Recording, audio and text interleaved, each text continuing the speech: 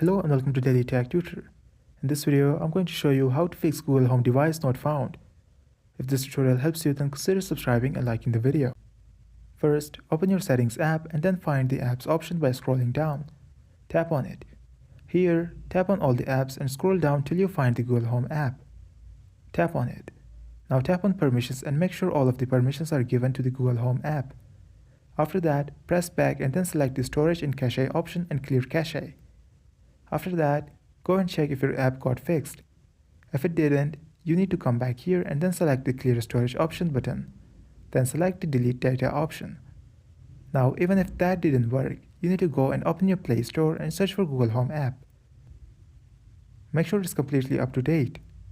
Your problem mostly comes from this option not being up to date. It's that simple.